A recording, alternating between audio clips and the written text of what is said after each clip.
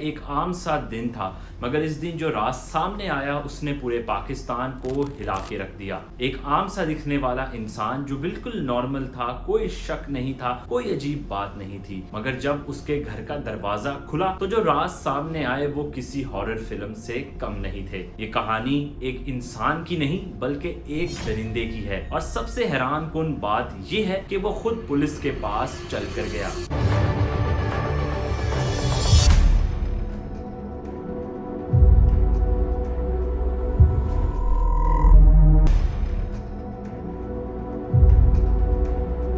ये कहानी है कराची के एक आम से बंदे की। आम सा नाम और आम सी शक्ल। जावेद इकबाल एक बहुत एजुकेटेड बंदा था जिसने अपनी जिंदगी में बहुत से अप्स एंड डाउन्स देखे, मगर कोई ये नहीं जानता था कि ये आम सा इंसान पाकिस्तान के बड़े तरीन मर्डरर्स में से एक बन जाएगा। ये सिर्फ एक मर्डर स्टोरी नहीं बल्कि एक साइकोलॉजिकल ब्रेकडाउन है कि कैसे एक सोच आहिस्ता आहिस्ता दरिंदगी में बदल जाती है। जावेद इकबाल का बचपन नॉर्मल नहीं था। उसके घर का माहौल काफ़ी स्ट्रिक्ट था। उसके वालिद जो है वो काफ़ी स्ट्रिक्ट थे, जिसकी वजह से उसे बचपन से ही ट्रॉमा फेस करना पड़ा। और यही वजह है कि वक्त के साथ साथ उसका बिहेवियर चेंज होने लगा। जो वक्त गुजरने लगा वो खामोश रहने लगा, लोगों से दूर दराज अपनी ज़िंदगी गुजारने लगा, मगर किसी ने भी इस बात को नोटिस नहीं किया क्योंकि वो बहुत नॉर्मल एक्ट करता था और लोगों के अंदर घुल मिल जाता था। फिर जावेद इकबाल ने कुछ ऐसा किया जो कोई सोच भी नहीं सकता था। उसने टारगेट किया स्ट्रीट चिल्ड्रन को, ऐसे बच्चे जो पहले ही सोसाइटी के लिए इनविजिबल होते हैं। उन बच्चों का वो ट्रस्ट गेन करता था, उन्हें अपने साथ घर लेकर जाता था और उसके बाद जो होता था वो बयान करना मुश्किल है, मगर ये काम एक बार दो बार नहीं बल्कि सैकड़ों बार हुआ और किसी को भी पता नहीं लगा। क्यों?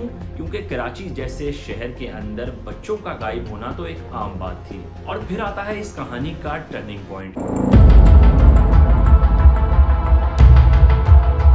जावेद इकबाल ने एक लोकल न्यूज़पेपर को ये खत लिखा जिसमें उसने इस बात का एतराफ़ किया कि उसने एक या दो नहीं बल्कि 100 बच्चों का कत्ल किया है। पहले तो न्यूज़पेपर वाले और लोगों ने इस बात को मजाक समझा, मगर जब पुलिस उसके घर पहुंची, दरवाजा खोला तो जो देखा वो बयान करना मुश्किल है। बच्चों की हड्डियां, गोश्त और केमिकल ड्रम उसके घर के अंदर पाए गए। फिर उससे तफ्तीश की गई तो उसने बताया कि किस तरह वो बच्चों को यहाँ लाता था, उनका कत्ल करता था और किस तरह वो अपने सबूत मिटाता था। उसने बताया कि ये एक जुर्म नहीं बल्कि एक कैलकुलेटेड सिस्टम था जिसके तहत उसने सैकड़ों बच्चों को मारा। सबूतों को मद्देनजर रखते हुए जावेद इकबाल को कोर्ट ने सजाए मौत का फैसला सुनाया, मगर जावेद इकबाल ने यहाँ भी एक ऐसी बात की जिसने सबको हैरान कर दिया। उसने कहा कि मुझे भी उसी तरह मारा जाए जिस तरह मैंने बच्चों को मारा है। ये कोई आखिरी ख्वाहिश नहीं बल्कि एक मैसेज था, और वो भी सोसाइटी की नजर।